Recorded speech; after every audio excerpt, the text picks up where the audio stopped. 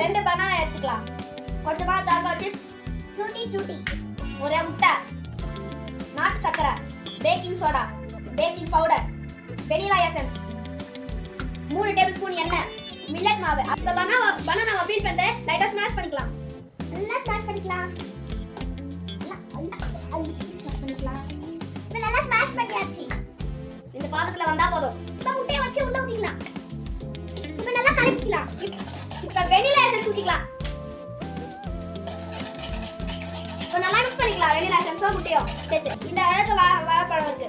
அதே அளவுக்கு நாட்டு சக்கரை எடுத்துக்கலாம். இப்ப இந்த அளவுக்கு வெள்ளை சேர்த்துக்கிட்டு அது கூட சேர்த்து இன்னும் நல்லா மிக்ஸ் பண்ணிக்கலாம். இப்ப நல்லா இதை மிக்ஸ் பண்ணிக்கலாம். இவ்வளோ இந்த அளவுக்கு நம்ம மிக்ஸ் பண்ணி வச்சா போதும். இப்போ நம்ம ஸ்மாஷ் பண்ணி வச்ச பனானா எடுத்து அதுல மிக்ஸ் பண்ணிக்கலாம். பனானாவையும் சேர்த்து நல்லா மிக்ஸ் பண்ணிக்கலாம். இந்த அளவுக்கு மில்லட் மாவு இருந்தா போதும்.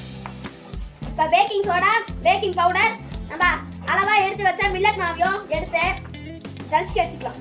இப்போ ஜலிச்சு எடுத்தாச்சு. இப்போ கொஞ்சம் கொஞ்சமா அப்படியே ஆட் பண்ணிக்கலாம். 3 டேபிள் ஸ்பூன் அளவுக்கு ஆயில் இருந்தா போதும். ஆயில் ஆட் பண்ணிக்கலாம். அது கூட கொஞ்சம் நம்ம நெய் வந்து ஆட் பண்ணிக்கலாம். இப்போ ஊத்தியாச்சு. 10 மினிட்ஸ் நல்லா நம்ம ஹீட் பண்ணி வச்சுக்கலாம்.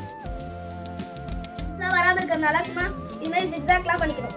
கொஞ்சமா ஃப்ரூட்டி டூட்டி போட்டுக்கலாம் மேலே. இப்போ பொறுமையாக அதே மாதிரி நல்லா ஜிக்ஸாக் பண்ணிக்கலாம். இப்போ கொஞ்சமா சாக்கோ சிப்ஸ் மேலே தூவி. இப்போ சாக்கோ சிப்ஸ் தூவியாச்சு. இப்போ இதை எடுத்து போய் அவனில் வச்சுக்கலாம். 180 டிகிரி செல்சியஸ்ல கேக் ஹீட் பண்றதுக்கு வச்சா போதும். 20 மினிட்ஸ் பார்க்கலாம். பை.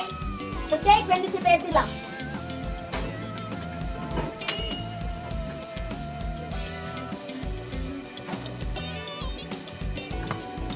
கேக் வெந்துச்சு.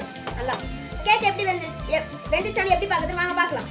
ஒரு குட்டி எடுத்துட்டா அந்த மாவு ஒட்டலனா கேக் வெந்துச்சுன்னு அர்த்தம். இப்போ நல்லா ½ an hour ஆறுனதுக்கு அப்புறம் நம்ம கட் பண்ணி எடுத்து எப்படி இருக்குன்னு டேஸ்ட் பண்ணி பார்க்கலாம். சும்மா லைட்டா சைடுல மட்டும் கட் பண்ணிட்டு 2 தட்டு தட்டினா அந்த கேக் வெளியே வந்துடும்.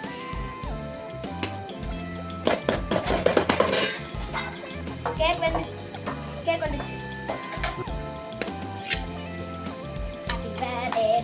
இப்போ நல்லா ஸ்பாஞ்ச் மாதிரி இருக்கும்.